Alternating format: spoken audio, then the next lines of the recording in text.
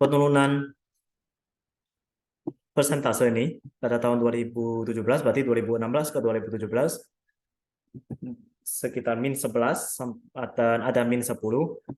Penyebabnya itu butuh sekali kita cari tahu dari berita-berita yang ada, data fundamental atau informasi fundamental, barulah bisa dijawab apa penyebabnya.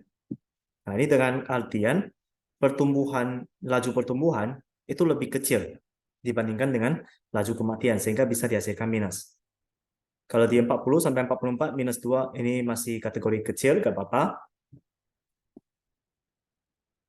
Di berikutnya pada tahun 2018, berarti 2017 ke 2018, ini kenaikan bisa dibilang cukup bervariasi, dari 11, ada 12, ada yang 1, 9, dan bahkan ini adalah -9. Kira-kira sampai sini ya, harusnya ada beberapa yang terlihat ada polanya, ada beberapa yang terlihat tidak ada polanya. Bagaimana cara menjawabnya? Bagaimana cara kita mengambil kesimpulan atau kebijakan-kebijakan apa yang mungkin bisa diambil setelah melihat kondisi pertumbuhan penduduk berdasarkan golongan umur tersebut? Kalau memang dalam mengambil keputusan terasa dari 2000, ini kan cukup lama ya, dari 2016 sampai kepada 2021 di sini. Mungkin kalau mau lebih diciurkan, itu sah-sah saja. Anggaplah kita ngambil data informasi dalam hal ini, karena kan udah diolah. Data setelah diolah menjadi informasi. Ini adalah hasil pengolahan. Berarti ini lebih cocoknya disebut sebagai informasi. Fokus saja 3 tahun terakhir. Berarti 2018 ke 2019, 2019 ke 2020, 2020 ke 2021. Yang lebih banyak terjadi pergolakan untuk masing-masing golongan umur adanya pada tahun 2019. Jadi ini semuanya cukup bergejolak. Semuanya itu di atas rasio yang dihitung, berarti di atas 0,52%. Kalau 2020 hanya 6, nah berarti 6 di sini karena dia exclude. Coba kita lihat 35, 40 ke 44, 45 ke 49, 55, 4. Berarti dia exclude 2 nih. 20 sampai 24, 30 sampai 34. Kemudian pada tahun 2021 yang tidak ada pada tahun 2019 adalah umur 30 sampai 34 dan 40 sampai 44. 40 sampai 44. Jadi kalau kita lihat kurang lebih ya, bisa dibilang yang normal itu, rasio yang normal pertumbuhannya adalah umur sekitar 30-an dan 40-an. Bentar, 30-an lebih tepatnya. Karena di sini yang ditampilkan di area ini adalah rasio yang menjauh dari 0,52 tadi. Jadi saya ulangi, apa yang ditampilkan di sini adalah rasio yang bisa dibilang tidak normal. Ini menurut studi kasus saja, jadi bukan real yang sebenarnya. Walaupun dataset yang digunakan adalah dataset yang sebenarnya. Ini kan tergantung tujuannya apa dari pengolahan data. Karena tujuan untuk studi kasus berarti ya hanya fokuslah kepada studi kasus, jangan digeneralisasikan.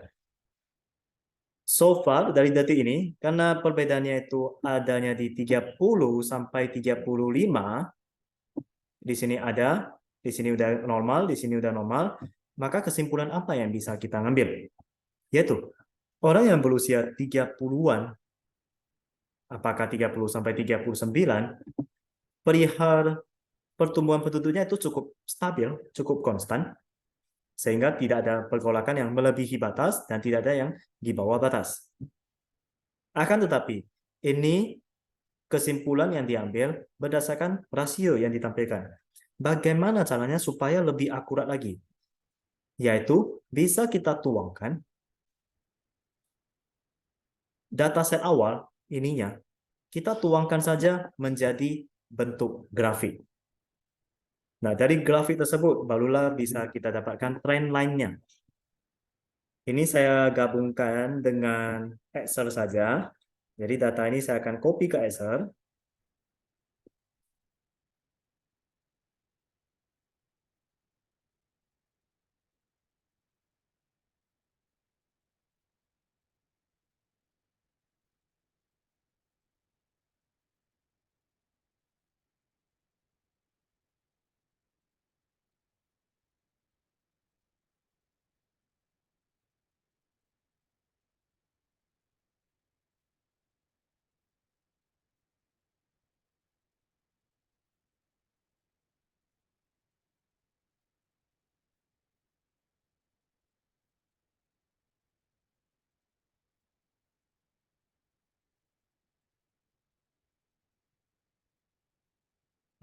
Spread.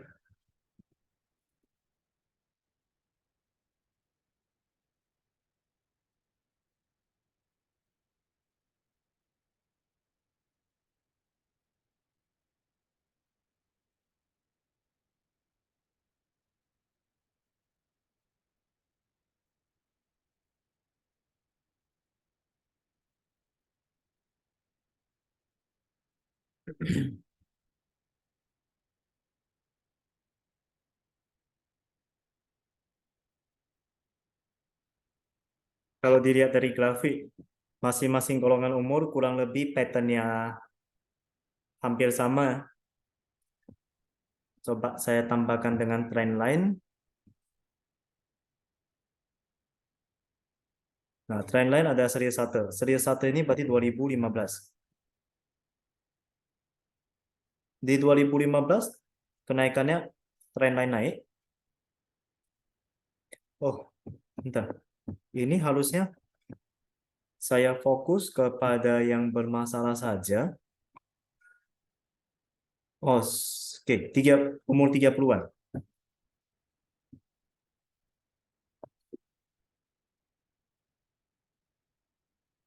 Ini saja ya saya ambil ya.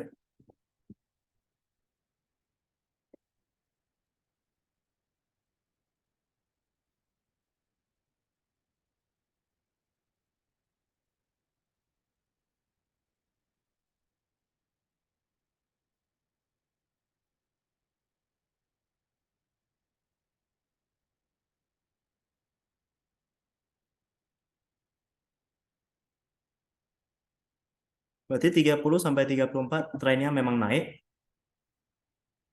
Kemudian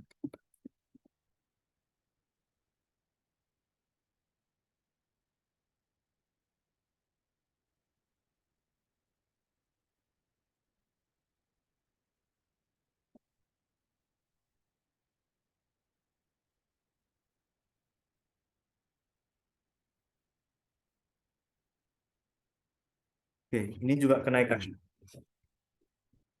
Maksudnya kalau disinkronkan dengan pengambilan keputusan, disinkronkan juga dengan rasio yang tadi dijadikan sebagai acuan. Rasio 0,52 dijadikan sebagai acuan. 0,52%, berarti kan kenaikan terus. Dan terbukti secara gamblang memang dia menaik. Begitu juga 35 sampai 39 menaik. Kalau saya mau ngambil kesimpulan, pertumbuhan golongan umur 30 sampai 34 dan 35 sampai 39, dia konsisten naik kurang lebih 0,52%. Itu bisa nggak? Jawabannya bisa. Karena selain terkonfirmasi dari persentase tersebut, terkonfirmasi juga dari grafik. Gimana kalau misalnya saya ambil yang tadi ada minus yang cukup signifikan, 2017, usia 20 sampai 24. 20 sampai 24. Oke, 20 sampai 24.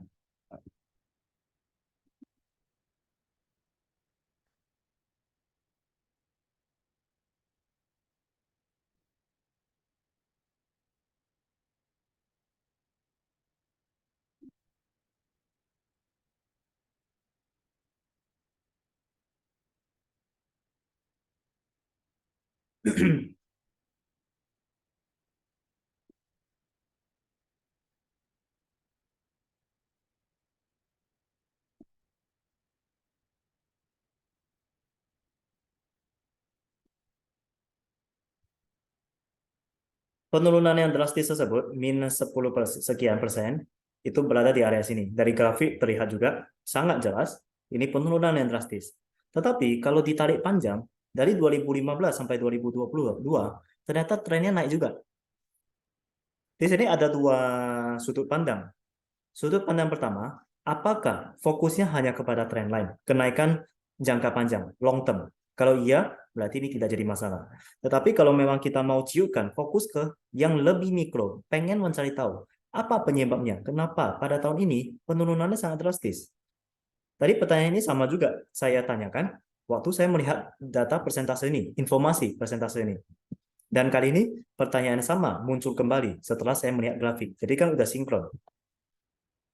Nah, singkat kata, yang namanya rekayasa data atau data engineering, yaitu bagaimana kita mengolah data, bagaimana memvisualkan data, bagaimana menghitung data, dan semua hal ini tidak terlepas dari yang namanya statistika. Setelah dihasilkanlah informasi, ini udah disebut informasi karena udah diolah. Dihasilkan informasi, tahapannya adalah kita membuat kesimpulan. Dan dari kesimpulan, lebih dalam lagi, di statistika kan ada namanya proyeksi. Nah, next step adalah proyeksi.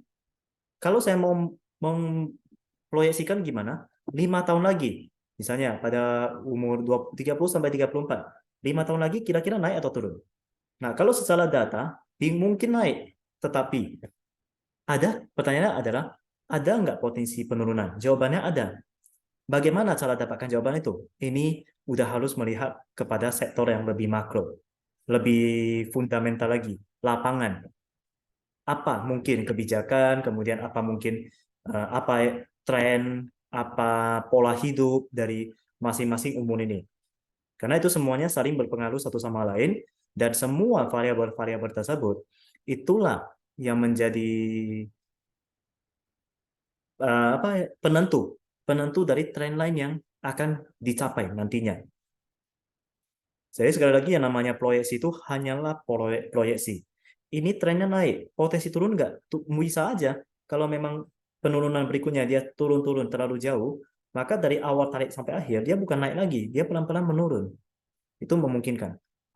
Jadi inti dari data engineering setelah mengolah data menjadi informasi tentunya adalah mengambil kesimpulan.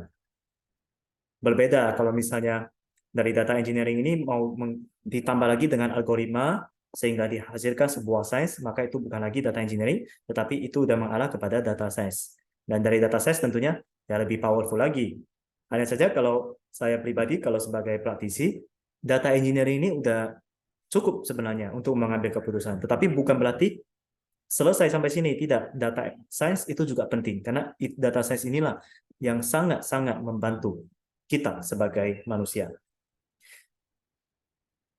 Pembuatan grafik seperti ini dengan menggunakan Excel, mungkin boleh dicoba ditelusuri lebih lanjut, tuangkanlah ini menjadi Python. Jadi gambarkanlah grafik ini menggunakan Python, gambarkanlah trend line menggunakan Python juga. Demikian pemaparan saya mengenai cara eksplorasi dan analisis data dengan studi kasus segmentasi jumlah penduduk berdasarkan umur. Ingat like dan subscribe YouTube channel saya, Darwin. Thank you.